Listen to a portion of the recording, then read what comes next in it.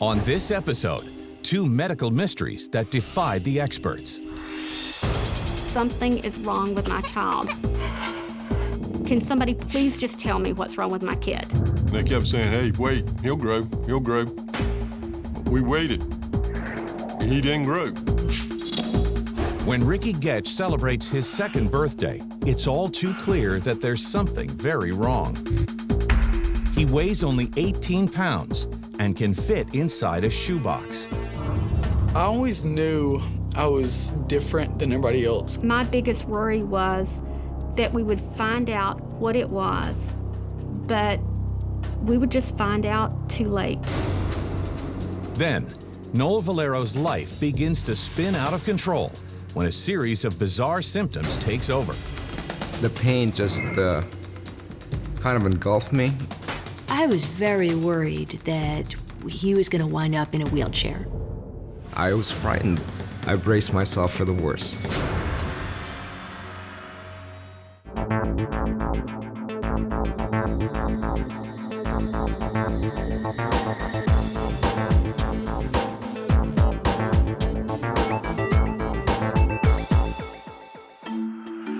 In the spring of 1986, Yvette Qualls was finishing a degree in social work at a college in Tallahassee, Florida. While she spent most of her free time in church, she never expected to find romance there. When we first met, I was 20 and Charlie was 25. The thing that really attracted me to her to start with was she just radiated the personality that I was looking for. We dated for 2 weeks and then got engaged. I was always considered the most level-headed person. For me to only spend 2 weeks with someone and then get engaged, that was just a little off character. But I just loved the way he thought about the world and the way he treated other people. We got married on January the 24th, 1987. 2 years later, the Getches are ready to think about becoming parents. Charlie and I had started trying to conceive. We tried for over a year with no success. The next plan of action was that we go on a low dosage of fertility drugs. Everybody was asking us, well, when are you going to have a baby? When are you going to have a baby? Emotionally, it was really hard because I was really scared that it might not happen. But just as Yvette begins to accept that she may not have a child of her own, she receives some thrilling news. I went into the doctor's office and found out I was pregnant. I was really excited to know that we were pregnant because of the difficulty we'd been through to have the baby. On October 16th, 1992, Yvette goes into labor, and after 16 long hours, she and Charles welcome their son into the world. We decided to name our baby Charles Frederick Getch Jr. after Charlie, and we decided to call him Ricky. There's nothing compared to holding your own son or own daughter in your own arms for the first time. I adjusted to the routine of being a new mom, I think pretty well, except for the lack of sleep. The best thing I liked about being a father is being able to have him with me, we relaxing in front of the TV and both taking a nap. And if he moved, I was wide awake in a heartbeat. But it's not long before the new parents notice something unusual about their son. Ricky didn't feed very well initially. He had trouble latching on. I was nursing him every 2 to 3 hours. The problem was that he didn't take a lot at one time. So I was really concerned. Worried that her son isn't getting enough to eat, Yvette makes an appointment with Ricky's pediatrician. However, the doctor is confident that nothing is wrong. And he said, he seems to be pretty healthy. The doctor recommended that we just continue to feed him. I said, well, but he's really smaller than all the other babies that I have seen. He just kept telling us that, he seemed healthy other than he was small. But Ricky's sluggish appetite persists, and by the time he's 3 weeks old, the infant has gained only a few ounces. He's hardly bigger than an average newborn. I could put his head in my hand, and his feet would not even touch my elbow. Still, at 2 months, he was still fitting in my arm, and that concerned me. The doctors kept telling her to just wait, that he'd start growing. With each passing week, the young parents begin to accept that their son may simply be petite. But one December evening, when Ricky is 2 months old, a frightening incident makes them reconsider everything. I went back to the bassinet to check on him, and when I got back there, he was making kind of weird gurgling sounds. There was mucus all over the place coming out of his nose, and that scared us, being new parents. He was struggling to breathe, and so we knew it was an emergency. I think my biggest fear at that point in time was that Ricky might actually just stop breathing. Immediately, we grabbed Ricky and got in the car. And I probably broke a few speed limits getting there, but he's my son, my newborn son. I had to get him to the hospital so he could get the proper care. He sounded awful. We were just scared that he was struggling to breathe. I thought that we were going to end up in the hospital with a really, really sick baby. When we finally got to the ER, they took him back, gave him a breathing treatment. And the doctor told us that he had bronchiolitis. Bronchiolitis is a common condition characterized by severe inflammation and mucus buildup in the lungs. The treatment for that would be antibiotics. The doctor felt really comfortable that he was breathing fine and that if we went home with the medicine that he would be okay. Ricky did fairly well for about 4 to 5 weeks before he had another episode of a respiratory infection. When we took Ricky back to the doctor, he was just like, well, some kids get repeated respiratory infections. So the doctor didn't seem alarmed at all.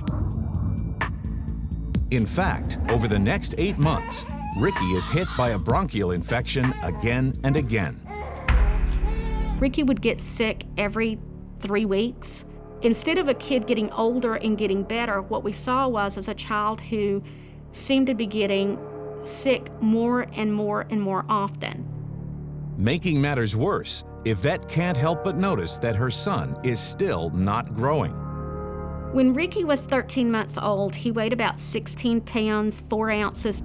A regular baby will weigh 23, 24 pounds at a year. So Ricky was well under what he should weigh for that time. The doctor was like, well, you've got to remember, he's been sick a lot. He's had respiratory infections. Let's just see how he does when he starts not being sick so much. But I knew it wasn't normal for him to keep being sick. I went to find another pediatrician. He said all that mucus and the fact that he didn't gain weight, those are the symptoms of cystic fibrosis. Cystic fibrosis is a genetic condition in which mucus builds up in the lungs. It initially causes breathing problems and eventually leads to severe lung damage and early death. I was alarmed. I knew that if we had that diagnosis, that we were looking, at a kid that wouldn't even make it to 35. And that is the hardest thing that I think I went through. Ricky was tested for cystic fibrosis in January of 1994. I was thinking, is he going to die? Since the day their son Ricky was born, Yvette and Charles Getch have suspected that there's something wrong with him. At just under 2, Ricky Getch is the size of a child half his age and is plagued by constant respiratory infections. The family's pediatrician is confident that he's suffering from cystic fibrosis, a potentially life-threatening condition. As a mom, waiting for results from tests are excruciating. To think that I could actually lose him, that we would only have that short amount of time, those kinds of fears for me were really hard. But after 48 hours, the doctor has some welcome news. The test came back, he did not have cystic fibrosis. For me, that was like, thank God it's not cystic fibrosis. I know something's wrong with him, but it's not that. When Ricky turned 2 in October of 1994, Ricky weighed 18 pounds. 2-year-olds weigh anywhere from 28 to 40 pounds. So already Ricky was weighing 10 pounds less than the smaller kids his age. I always knew I was different than everybody else because everybody was taller than me. Everybody always had a little bit more like muscle or fat on them, and I was just like skin and bones. The problem was that Ricky only literally ate 3 to 4 bites of something and he was done. So I knew he wasn't getting enough calories. It was a very constant battle, and we'd try to get him to eat more, and he'd start screaming. When I was younger, sometimes I wouldn't eat as much because I'd get full really fast. I didn't get hungry, so I just wouldn't eat that much. It was just hard as a mom knowing that you need your child to eat, and he just really wasn't hungry. Ricky didn't ask for food. I just knew in my gut. I knew that there was something wrong. The scary part was the unknown. Didn't know what was causing it, and that's what really worried me. At the end of her rope, Yvette takes Ricky back to his pediatrician and demands an explanation. The doctor said he has been a really sick kid, and we're gonna label him as failure to thrive. Failure to thrive is a catch-all term for children who aren't gaining weight at a normal rate. I was just thinking, so you're gonna sit here and tell me that I have a 19-pound, 2.5-year-old, and that I'm just supposed to think that everything's okay? Desperate for answers, Yvette goes from specialist to specialist, but no one can explain why Ricky isn't growing. I was going on into 2 years, over 2 years, into a search of what was going on with my child. I'd taken Ricky to so many doctors. Ricky had had so many tests, and I'm sitting here going, something is wrong with my child. Can somebody please just tell me what's wrong with my kid? They kept saying, hey, wait, he'll grow, he'll grow. We waited. He didn't grow. As time ticked on, my biggest worry was that we would find out what it was, but we would just find out too late. As kindergarten approaches, Yvette and Charles are heartsick, knowing that in school, Ricky will be different because of his tiny size. I knew that if Ricky didn't start growing, people would laugh at him, pick on him, and call him names. In kindergarten, sometimes I'd have to have help getting into the seats because they were too high. I had this really bad bully. He'd pick on me, call me midget, all this stuff. I always felt like I was kind of like different than everybody. For the most part, that was the most frustrating thing about being smaller. At 5 years old, he's still in baby clothes, basically. It's heartbreaking. I knew there was something wrong all along, but to see him was heartbreaking. There was no doubt in my mind that there had to be something that was going on that people were just missing. So I went out on a search, and my search led me to Dr. Parks. I first saw Ricky when he was 6.5 years old. His mom brought him for another opinion about the reasons for his failure to gain weight and to grow in height. Dr. Parks looked at Ricky's charts, he looked at Ricky's history, and it was almost like for the first time, I had a doctor who treated me as a partner in trying to find out what was going on with my kid. Dr. Parks immediately notices something Yvette and Charles have always overlooked: the particular configuration of the features on Ricky's face. Ricky had a normal-sized head and a small chin. At 6.5, he was about the size of a 3-year-old, but he was unusually thin. I concluded that Ricky had Russell-Silver syndrome. Russell-Silver syndrome, or RSS, is a rare form of dwarfism. In healthy individuals, the genes that trigger cell multiplication control a child's growth. But in patients like Ricky, for some unknown reason, the genes turn off, stunting growth and resulting in extremely small stature.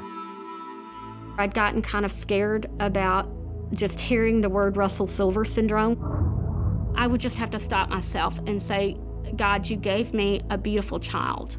Please just let everything work out and let him be okay. What I found is that Ricky wasn't gonna die. While Ricky may be short, And while Ricky may never reach what we would consider to be, normal family height, what I did know from that is it wasn't a death sentence. That was the most important thing. If it was Russell Silver, I could live with that. My concern was that if Ricky kept growing at the rate he was growing, that he wouldn't even be 5 foot tall when he was an adult. Ricky, at the time when we were looking at his growth chart, was headed for about 4'9", final adult height, which for a guy is devastating. That just wasn't an option. While no other doctor recognized the condition, Ricky's lack of appetite and inability to grow are the main features of the disease. I think the problems with weight gain are complex. Some of it's reflux, some of it's just a poor appetite. There's also the issue that the number of fat cells may be lower than that in the average child. When we finally got our diagnosis, I was very happy because here he is, 5.5 years old. We finally find out what's wrong with him, why he's not eating, why he's not growing. Dr. Parks goes on to tell the family that while most types of dwarfism are incurable, growth hormones have been proven to reverse Russell Silver syndrome. There's a good chance that Ricky could be normal if they start the treatment right away. My parents told me that I had Russell Silver syndrome. They told me that I'd have to start taking all these shots and I wouldn't necessarily be as big as the other kids, but I knew that the shots would help me grow. Dr. Parks also prescribes a drug to stimulate Ricky's appetite. 4 or 5 days after Ricky started that medication, he actually said he was hungry. For most parents, that wouldn't mean a whole lot, but for me, I'd gone almost 6 years. I'd never heard the words, "I'm hungry," ever come out of his mouth. For so long, he was off the growth chart. And finally, he started easing back onto it, and that was a celebration for us. I felt like I started catching up to my classmates in height and weight was probably around 4th and 5th grade. I wasn't the shortest anymore. One of the biggest moments about catching up in school was I used to have a bully, and I finally caught up to that kid and actually outgrew him. And one day I was just like, "See, you can't call me midget anymore. I'm bigger than you." While they are thrilled with their son's progress, Yvette and Charles can't help but wonder why it took so long for doctors to diagnose Ricky. At that time, there were no tests available to see whether he did or did not have that condition. Russell Silver syndrome occurs in roughly 1 in 50,000 to 1 in 100,000 children. I'm not sure why so many doctors miss this diagnosis. I guess because it's so rare. Probably a lot of doctors have not heard of it. The frustrating part of being on this long road to diagnosis was all the doctors kept missing it. Ricky's always been such a fighter that I was really afraid that it could take an emotional toll on him. When Ricky Getch was 6.5 years old, he was diagnosed with Russell Silver syndrome, an extremely rare type of dwarfism that can be treated with growth hormones. My hopes for getting Ricky treatment was that Ricky would get to be 5'4". That was my dream goal. 5'4" is normal height range in my eyes for a guy. It's a little bit short, but it works. Today, Ricky has made a full recovery and is enjoying his senior year of high school to the fullest. Ricky is 5'9". Never thought I'd see that day when he hit 5'9". Really, never thought I'd see that day. Now I'm 18. I love just hanging out with friends, going outside, throwing the frisbee around, just anything a normal teenager would like to do. It's great to see him come from what he was at 5.5 years old and weighing 25 pounds to 18 years old and being 5'9". It is great. It's an answer to prayer.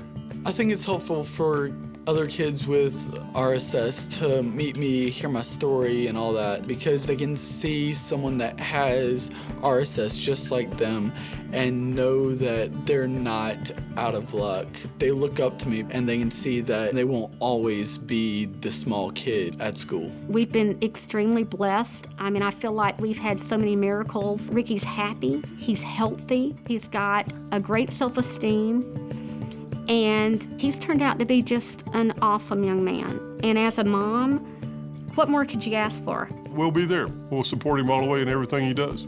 We've done that ever since he started this journey, and we'll be with him the whole time. My parents never gave up.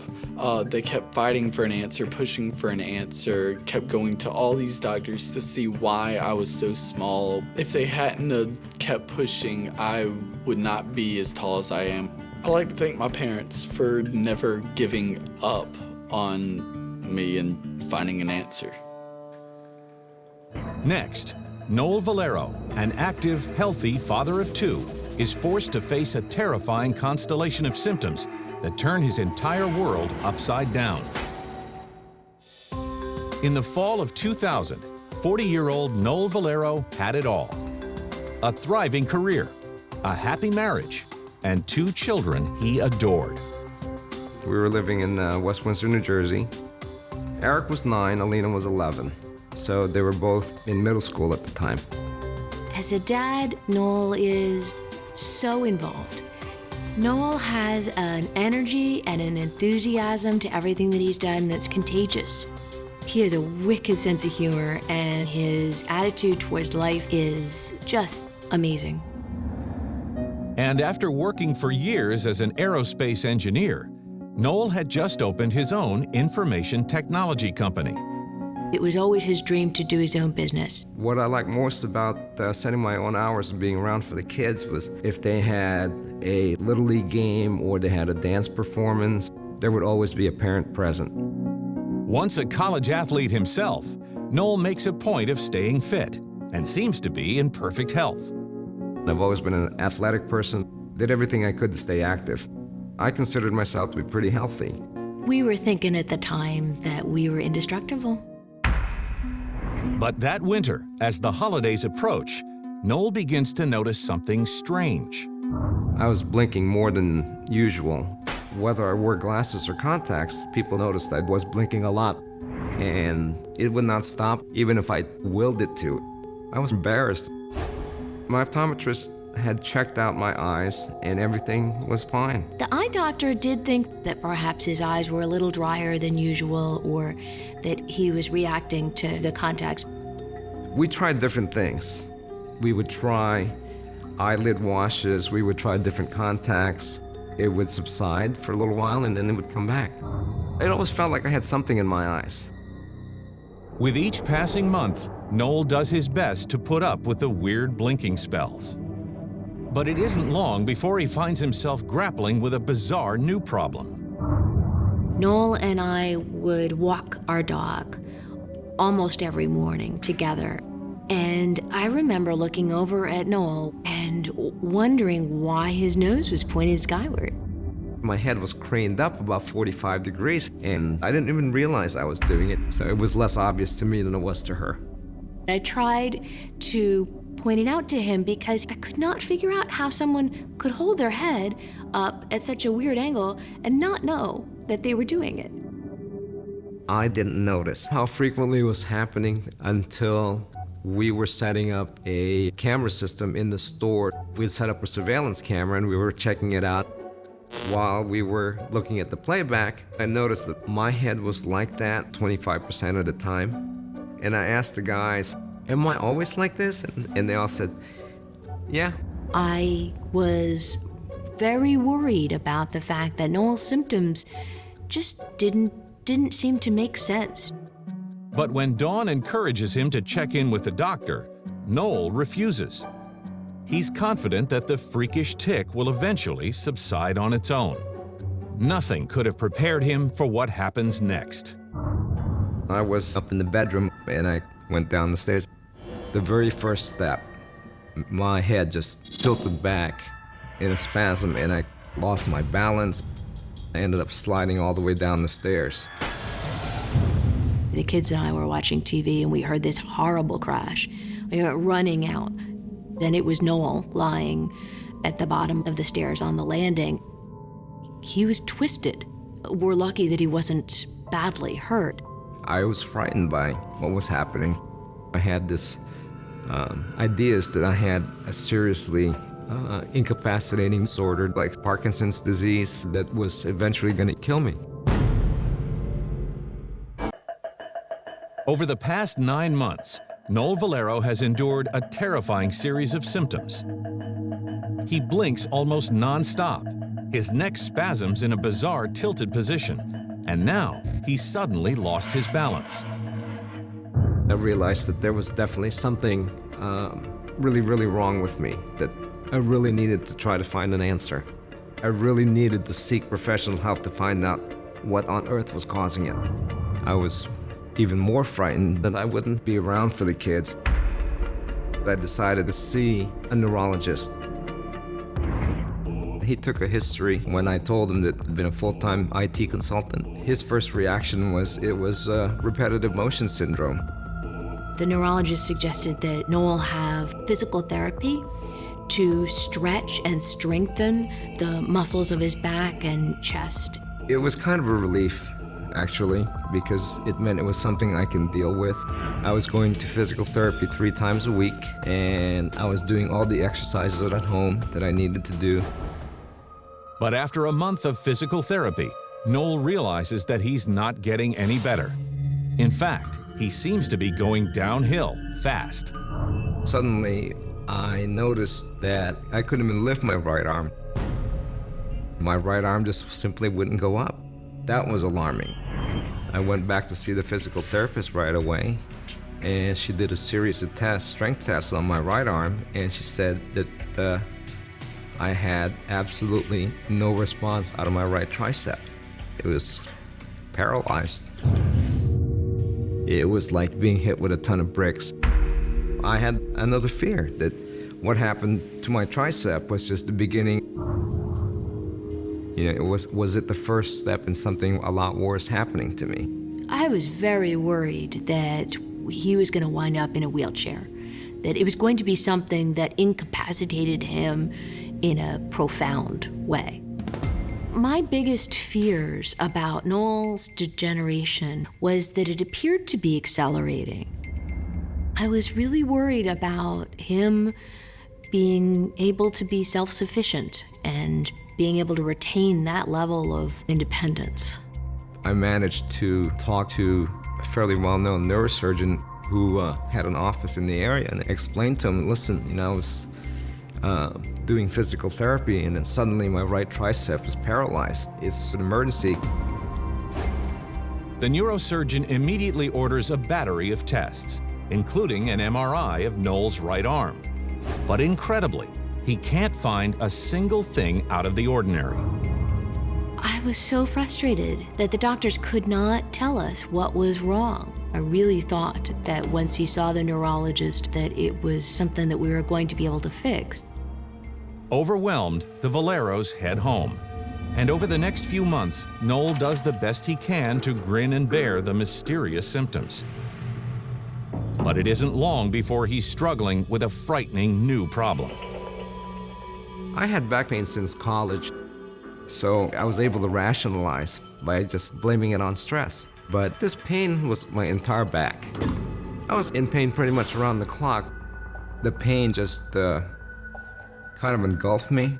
It went from something I could tolerate to something that suddenly went beyond anything I'd ever felt. And it seems like it almost happened instantaneously.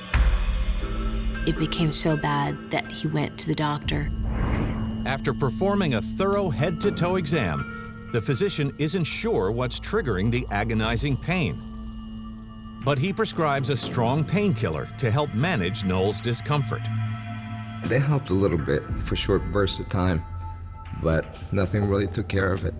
Noel was a person who would not let anything slow him down and stop him, so he just moved right along and did what he had to do and was a dad and a worker and a husband. The pain got to a level sometimes where it really just made it difficult for me to do things.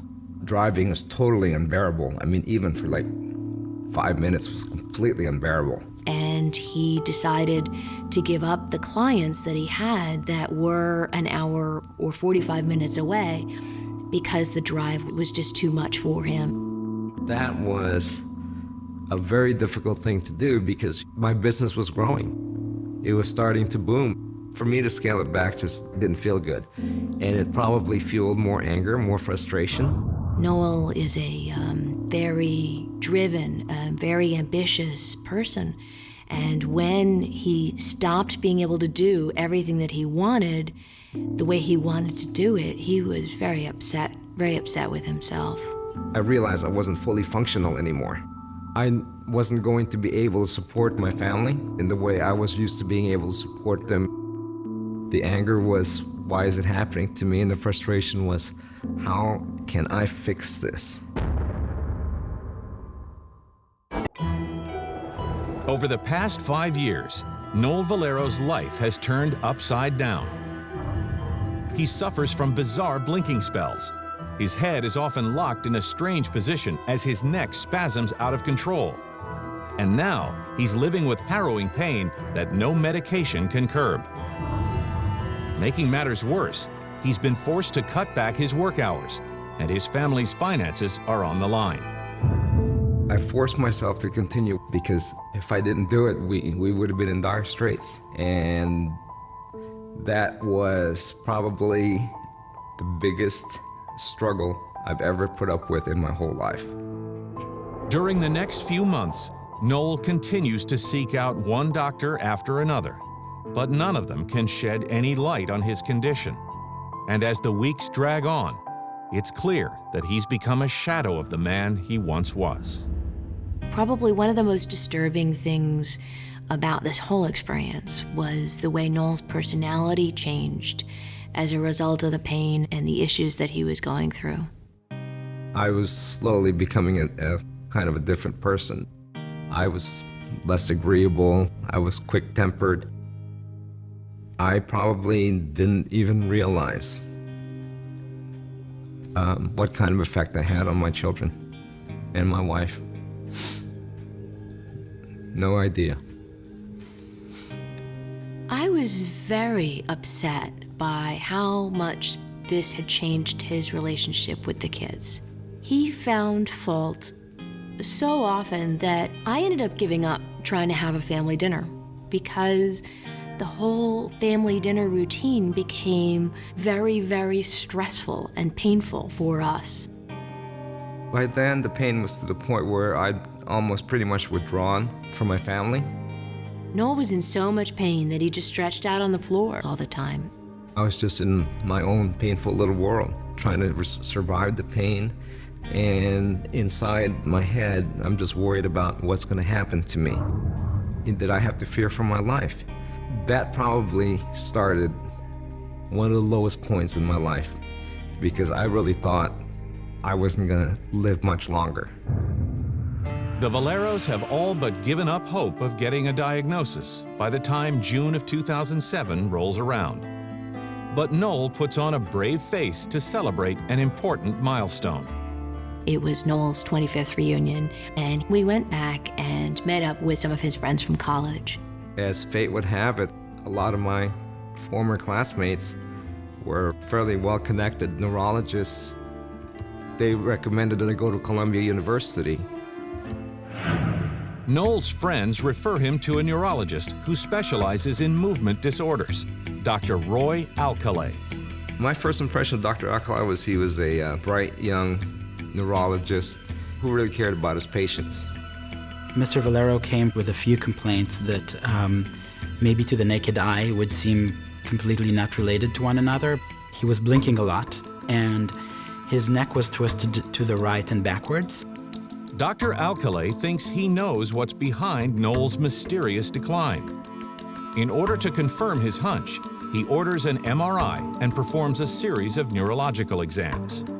The neurological examination consisted of a thorough movement motor examination. Based on the history, the physical examination and the neurological examination and the MRI, I diagnosed Mr. Valero with dystonia. Dystonia is a rare movement disorder. In a healthy individual, an area of the brain called the basal ganglia helps control muscle movements throughout the body. But in patients like Noel, for some unknown reason, the basal ganglia malfunction, causing involuntary muscle contractions.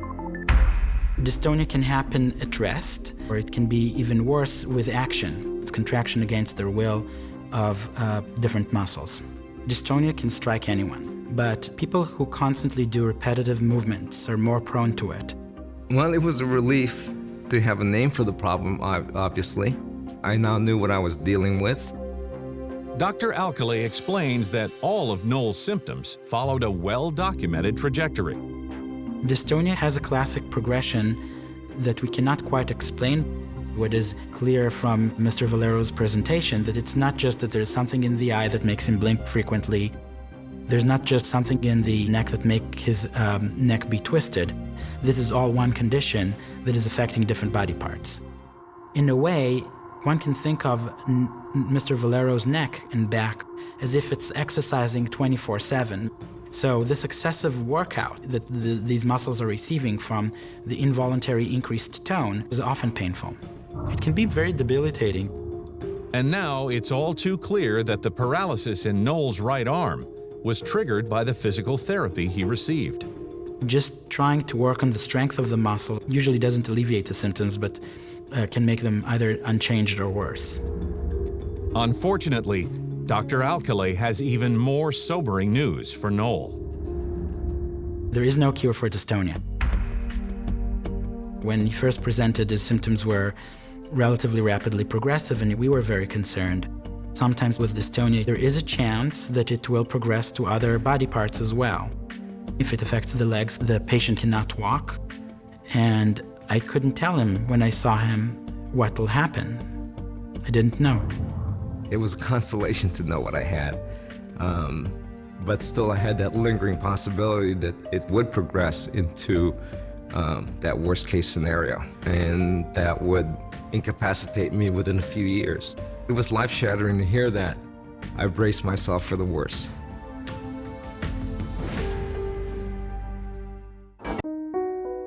Over the past 7 years, Noel Valero has endured a bizarre constellation of symptoms.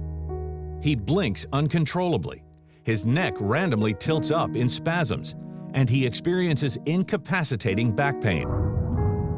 Now, he's learned that he's suffering from dystonia, a rare movement disorder, and if left untreated, it could spread to the rest of his body, leaving him unable to walk.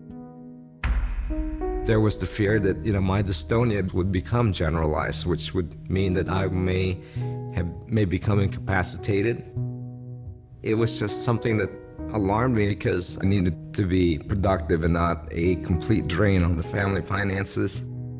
We had a daughter getting ready to graduate from high school, and college was looming. I couldn't put that into jeopardy. Fortunately, Dr. Roy Alcalay believes he can relieve much of Noel's pain and reduce his symptoms by using a substance associated with cosmetic procedures, Botox. The toxin therapy was injected in the major muscles that were creating the most havoc on me. They were temporarily paralyzed. So the severity of the spasms were lessened to a great extent. Noel noticed a difference right away after the first Botox injection. It was really an unbelievable feeling to have some relief from the pain. It allowed me to try and enjoy parts of life that I wasn't enjoying anymore. It allowed me and my wife to start to try to repair our relationship again. After the first treatment, I saw Noel become happy again. He wanted to see some of the sights of New York and spend some time in Manhattan as a couple. While Noel is overjoyed to finally have some relief from the incessant agony, he and Dawn can't help but wonder why it took so long to land a solid diagnosis. I was so frustrated, thinking about how much time Noel wasted being in pain and being not able to live his life because he hadn't been diagnosed. Making the diagnosis of dystonia is difficult. If a physician has never seen dystonia before, it's very unlikely for a physician to be able to diagnose dystonia. Today, 3 years after his diagnosis, Noel is taking life one step at a time. While he'll never be entirely free of the pain and uncontrollable spasms, he's embracing each day with optimism. Today I'm feeling pretty good, as great as anyone can be with this disorder. It's not 100%, but it's enough where I can enjoy life again. I'm able to do things that I didn't think I'd be able to do. I mean, the simple things like just being able to travel, see my son's lacrosse games, go visit my daughter in college. Things that seemed so far out of reach 3 years ago is possible. I still can't do what I used to do, but I can live life, and I'm happy for that part of it. He is back to the ambitious, go-getter, fun, funny, intelligent person that I fell in love with, and I am so relieved to actually have him back. Determined to keep others from suffering as he did, Noel has founded the American Dystonia Society, which focuses on patient support and awareness. I realized that I could still make a difference. When you get dystonia, it's a very isolating disease. We reach out to those people to let them know they're not alone. Noel is a connector kind of a person, and he's making new friends because of dystonia. What I'm looking forward to in our future together is to enjoy life and spend time with friends and family. Looking back, I know that I was not an easy person to deal with when this was developing. And she never left my side, never stopped supporting me. And I thank her for that. All I can say is I love my wife very much.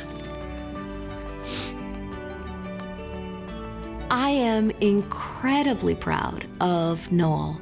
He is the kind of person that can overcome obstacles. He has dystonia. Dystonia does not have him.